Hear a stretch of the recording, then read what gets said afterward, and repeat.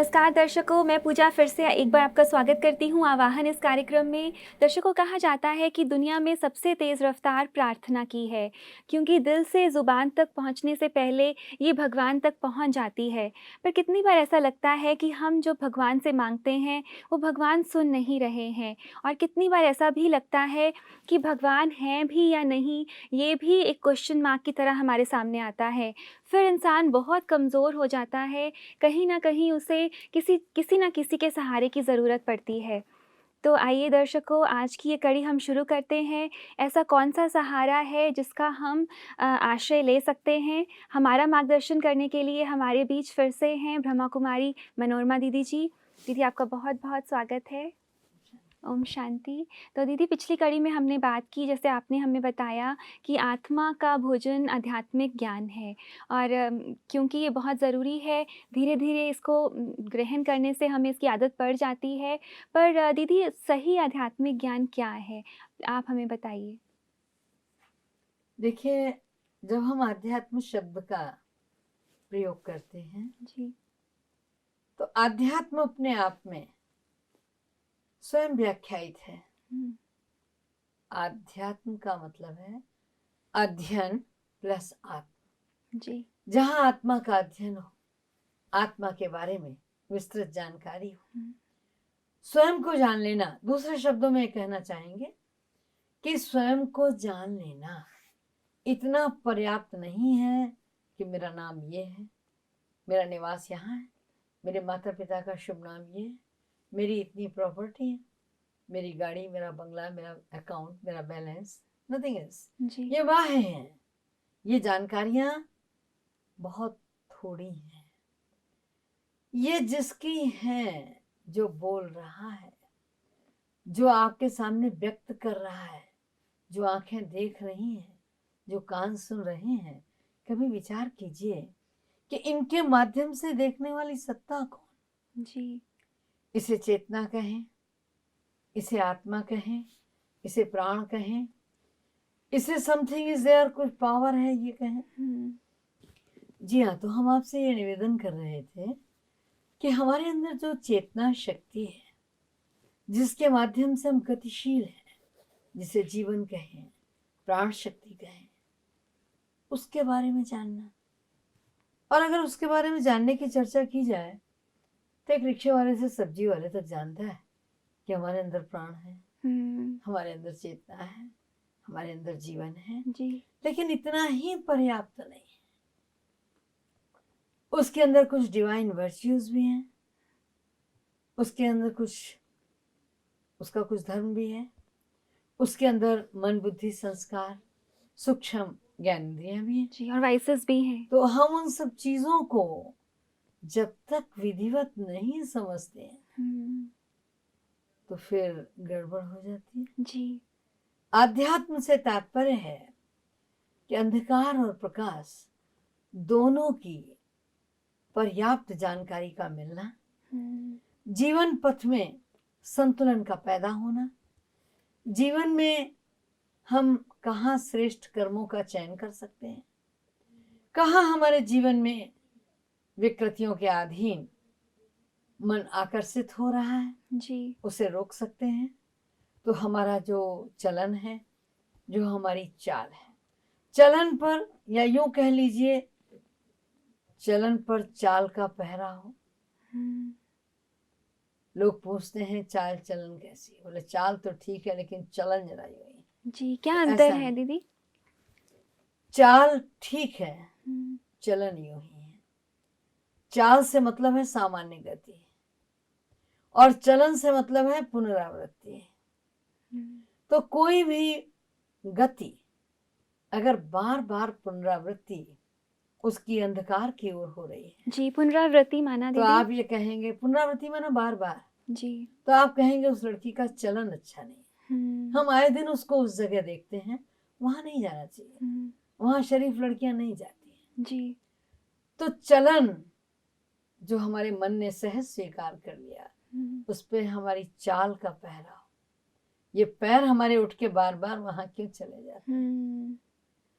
तो जब हम आध्यात्म पथ के राही होते हैं तो हमें वो सद्ज्ञान मिलता है, हमारा वो विवेक जागृत होता है कि हम सत्य और असत्य में, अंधकार और प्रकाश में, ज्ञान और अज्ञान में, श्रेष्ठ और अश्रेष्ठ में अंतर पैदा कर सकें और उसके अनुसार अपने जीवन के गंतव्य की ओर बढ़ सकें। जी, बहुत सुंदर दीदी कि कहीं न कहीं जैसे कितनी बार हमें यही समझ में नहीं आता कि राइट क्या है, रॉन्ग क्या है।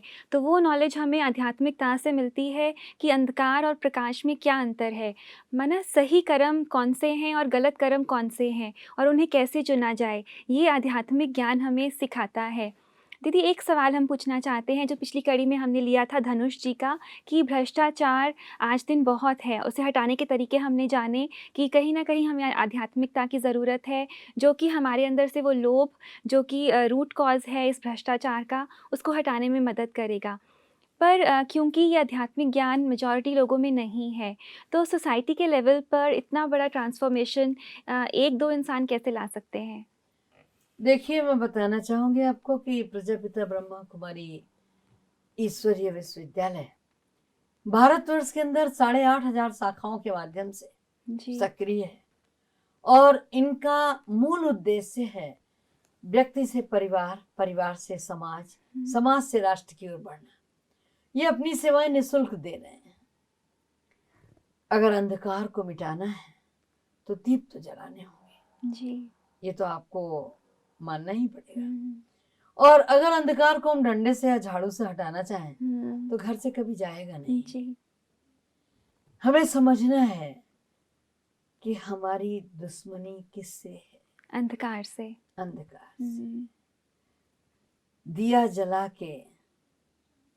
जला के न यूं हवाओं में रख, तेरी दुश्मनी किससे है? अंधकार से, हवाओं से नहीं। तो हमें ये देखना है कि कहाँ दिया जला के रखना है। जी। एक बात। दूसरी बात, दिया जलाना ही होगा।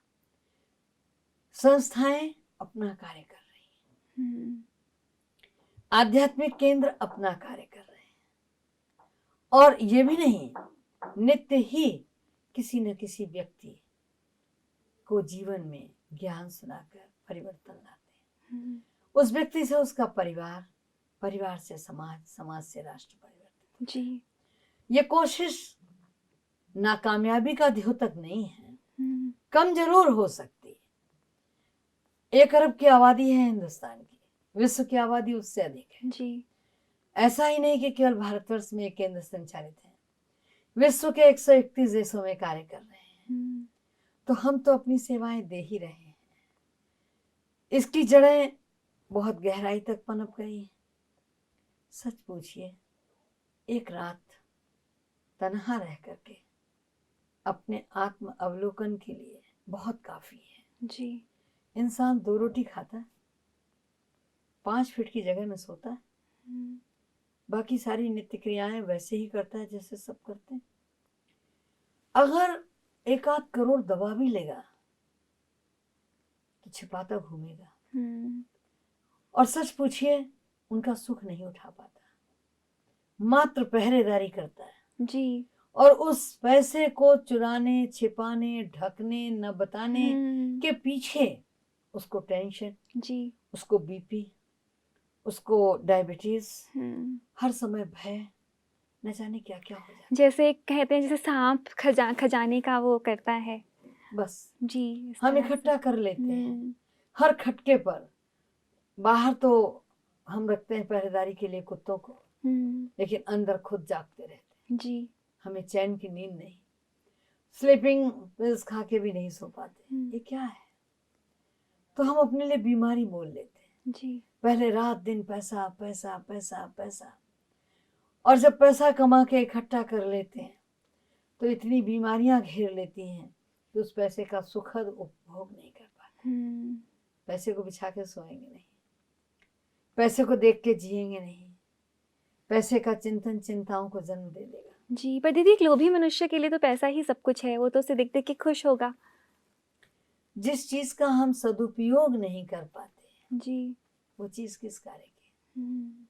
आप सोचिए, जिस चीज से हम आह्लादित नहीं हो पाते उस चीज का मूल्य क्या है? एक जनरल मैनेजर रहे हैं। उन्होंने पैसे को बहुत संभाला, बहुत संभाला। मैं ये नहीं कहूंगी कि वो नंबर 2 का पैसा था, लेकिन पैसे को दांत से पकड़ने की चेष्टा सदैव रही। बड़ी पुत्री अस्वस्थ हुई, बहुत अच्छे हॉस्पिटल में ट्रीटमेंट इसलिए नहीं करा सके, पैसा खर्च हो जाए। लड़की ने जीवन छोड़ दिया। माँ इसलिए डिप्रेशन में शिकार हो गई कि मेरे पति ने पैसा नहीं लगाया, मेरी बड़ी लड़की चली गई। बहुत बीमार पड़ गई है पत्नी, उन्हें कोई खाना नहीं परसता। सोचिए आप, पत्नी बीमार है, छोटी बेटी मृत्यु से दुखी है बड़ी बहन के, वो भी नहीं परसना चाहती, भोजन बनाती है, माँ को दे देती है, उन्हें पेट भरना है तो वो खुद खा लें जी। उनकी दशा सोचिए, क्या वो मानसिक त्रासदा से नहीं गुजर रहे होंगे जी? बहुत दीदी, आजकल बहुत परिवार देखने में आते हैं। क्या है डिप्रेशन, क्या है, क्यों है? नौकरों के सहारे चलते हैं कितने तो उस परिवार। पैसे को देख के खुश नहीं होते जी। कभी 2 रोटी बाजार से ले आएंगे, कभी 2 रोटी बना लेंगे तो सब्जी बाजार से ले आएंगे। तो ये जीवन कोई जीवन है? मैं तो नहीं समझती जी।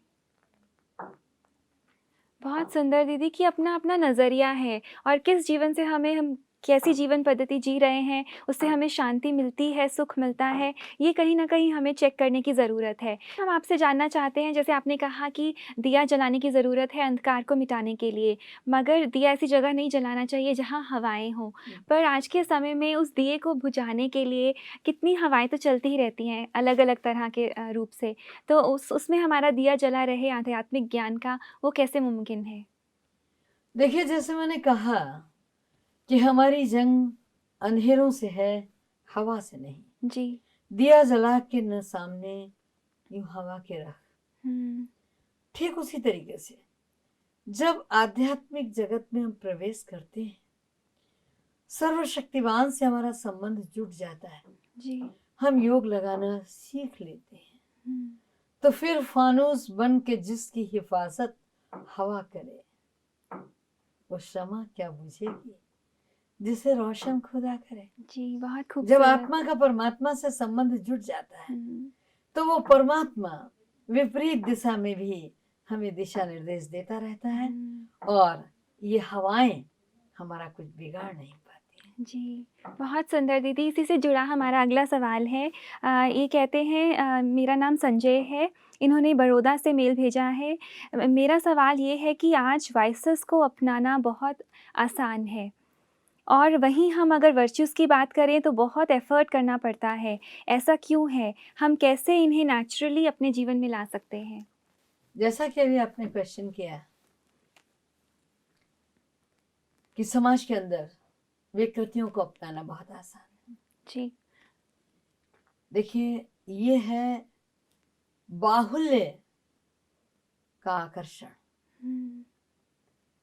समाज में जो सहज और सामान्य व्यक्तित्व करते हैं, यदि वही हमने भी किया तो कौन बड़ी बात है जी। प्राय कहीं बहुत से लोग महफिल जमी हो, गाना बजाना हो रहा हो, हम भी गुनगुना उठते हैं, भले ही हमें गाना नहीं आता। कहीं लोग शमशान में जा रहे हैं, वहां रुदन है, दुख है, थोड़ी देर के लिए हमें भी वैराग आ जाता है। कहीं आप देखते हैं बड़ी वीर रस की बातें हो रही हैं, देशभक्ति के गाने हो, आप में भी जोश आ जाता है। तो जहां पर वैचारिक बाहुल्य एक दिशा में प्रवाहित हो रहा है, करंट फ्लो, एक तरह फ्लो, तो करंट है उस विचारधारा का।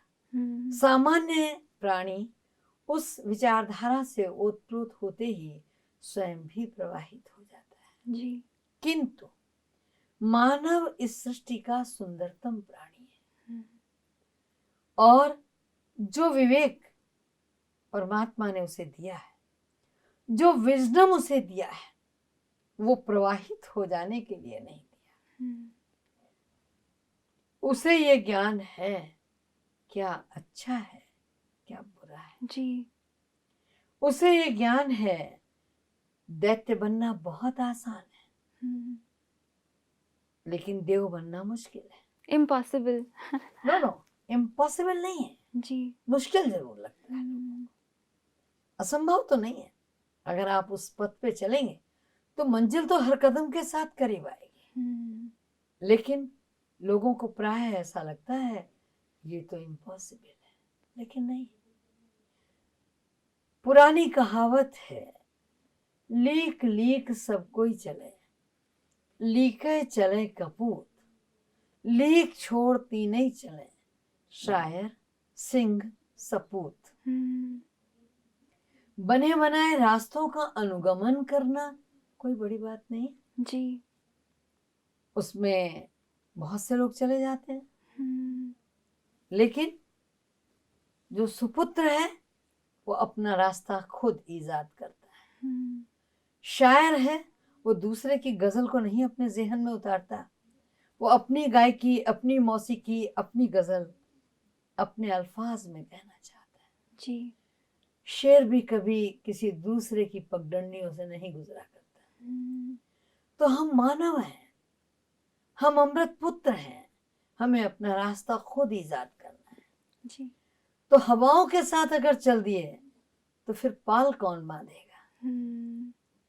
हवाओं के विपरीत दिशा में जब नाव खेनी होती है तो हमेशा बुद्धिमान लोग पाल बांध लिया करते हैं, ताकि उस पाल के सहारे विपरीत दिशा में भी ले जा सके। जी। उन्हें मालूम है कि मंजिल उधर नहीं इधर है। अगर हम विकृतियों की ओर बढ़ गए तो हमारा कल्याण नहीं होगा। जी, बहुत सुंदर दीदी। इसलिए हमें उस विजडम का प्रयोग करते हुए अपनी नाव की दिशा अपनी मंजिल की ओर रखनी है, तो पाल बांधना होगा और आध्यात्म उसमें सहायक। जी, तो दीदी ये पाल क्या है प्रैक्टिकल लाइफ में? देखिए, मर्यादाएं, मेडिटेशन, आध्यात्म वो पाल है जो हमें हमारे गंतव्य तक पहुंचाता है। जी, बहुत सुंदर दीदी कि कहीं न कहीं हमें पता होना चाहिए कि ये विकृतियाँ, ये वाइसेस जो हैं, इसमें हमारा कल्याण नहीं है। और दीदी कहीं न कहीं ये हर किसी को पता है। जैसे आपने कहा कि हर कदम मंज़िल की तरफ हमें मंज़िल की ओर ही ले जाएगा। पर ये प्रैक्टिकल लाइफ में अगर हम देखें, अगर हम 4 कदम अपनी मंज़िल की तरफ चलते हैं, तो 10 कदम पीछे जाते हैं। ऐसा देखिए, क्यों है? विवेक शून्य आनंद, जी। सिद्धांतहीन राजनीति, चमकती हुई सफेद गाड़ियां और लगी हुई लाल बत्ती आकर्षित करती, जी। लेकिन 4 दिन बाद हमें उसकी विकृतियां नजर आने लगती, ढोल की पोल नजर आने लगती, हमारा मन भागने लगता है। न जाने हमारी आत्मा कितनी बार प्रहार करती है, ये जो तुम कर रहे हो ये गलत है। जी। क्योंकि सिद्धांत यही है। हम धन कमाते हैं, उसका सदुपयोग नहीं कर पाते, तो मन में करुण दुख होता है। गरीबों की आहें सोने नहीं देती। हम कहीं चले जाते हैं अपने डाइवर्शन के लिए, चाहे वो डिस्को चले जाएं, चाहे क्लब चले जाएं, चाहे कोई ड्रिंक ले लें, मगर सब क्षणिक। उस आनंद में विवेक शून्यता समाहित है, वो आनंद आनंद नहीं है। तो ये सारी चीजें ले कहाँ जा रही, ले कहाँ जा रही? अगर आप जाना ही चाहते हैं तो ये drink and B Mary, you can go without permission. जो लोग समझते हैं जी कि डिस्को है, डांस है, ड्रिंक है, इसी में जीवन का सुख है कि आज ऐश कर लो, तो कल आप किसने जाइए, देखा है। आप जाइए, किसने रोका है? लेकिन चंद रोज के बाद आप लौट के फिर यहीं आएंगे, जी। क्योंकि वहां यथार्थ कुछ नहीं, केवल ट्रेलर है। वहां सुख नहीं है, वहां आनंद नहीं है, वहां केवल आनंद का ट्रेलर है जी। और उस ट्रेलर में फंस जाते हैं। शायद आपने सुना हो, एक जोक था कि किसी से पूछा धर्मराजपुरी में कि भाई आप कहाँ जाना चाहोगे, आपके खाते में कुछ पुण्य है तो कुछ पाप है, बोले हमको दिखा दिया जाए दोनों, फिर हम बताएंगे। जी। तो जब उन्हें दोनों जगह दिखाई गई तो वहां नरक में भी अप्सराएं नाच रही थी, बहुत कुछ हो रहा था, लोग मौज मस्ती कर रहे थे। तो उसने कहा ऐसा करो पहले नरक में ले चलो। और जब वो नरक में गया तो वहां खोलते हुए तेल के कढ़ाई या उससे और चीजें मिली, दारुण दुख मिला, कराहें मिली, मारपीट मिली। तो उसने कहा तुमने जो दिखाया था हमको वो तो बहुत बढ़िया नरक था, ये यहाँ कहाँ ले आए? तो उन्होंने कहा ये वो तो ट्रेलर था, असली नरक तो ये है। जी। तो वस्तुतः जिस चक्कर में हम चले जाते हैं वो मृग मरीचिका है, वो यथार्थ नहीं है, ट्रेलर है, जी। सुख नहीं, तो ये आनंद। हमें डिसाइड करना पड़ेगा कि हमें जो दिख रहा है, जो क्षणिक सुख हम ढूँढ रहे हैं, वो हमें कहाँ तक लेके जाएगा, उसका अंत क्या है? क्योंकि वो अंत हमें अकेले ही भोगना पड़ सकता है। हाँ, रोलिंग एक्शन।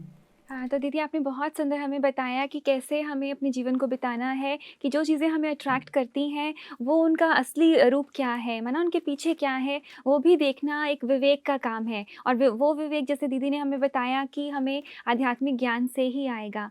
पर क्योंकि हमारे पास इतना समय नहीं है, हमें ये कड़ी यहीं समाप्त करनी पड़ेगी। आप यहाँ आए, आपका बहुत-बहुत धन्यवाद दीदी।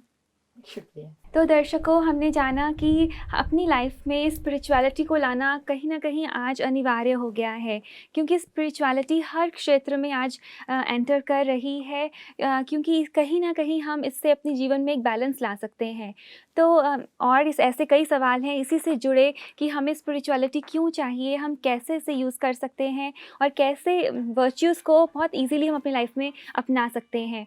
तो आप यूँ ही हमारा ये कार्यक्रम देखते रहिए। हमें उम्मीद है आज के कार्यक्रम को देखकर आप ज़रूर संतुष्ट हुए होंगे। तो पूजा को इजाज़त दीजिए। नमस्कार।